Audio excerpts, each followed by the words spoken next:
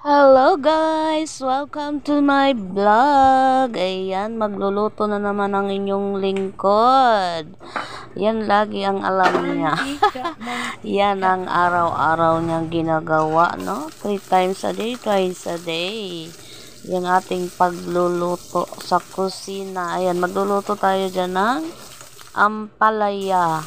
Ayan, mayroon gisa na natin ang ating mga ricados, no? Bawang, sibuyas, kamatis lang yan ang ating ricados dyan.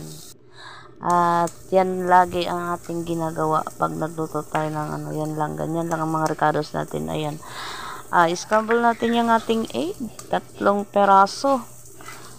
So, diba, napakasimple lang ang ating niluluto. Madali ang ulam.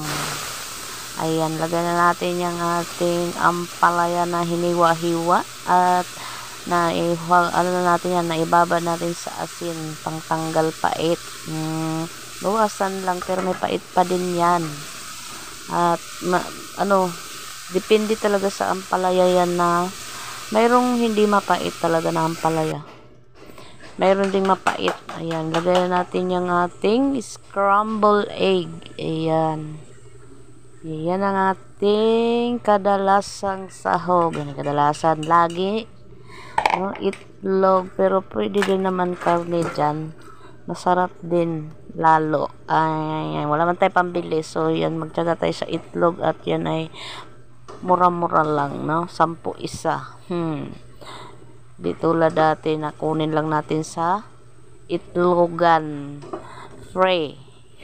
Basta pag may mga alaga tayo, wala tayong alaga, no?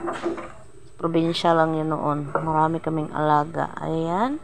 At mayroon pa tayong ilalagay dyan, guys, na chicharon. Ayan. Yung ating chicharon pang dagdag sarap. Lasap. Charareng. And mas masarap siya, guys, pag nilagyan mo pa yan.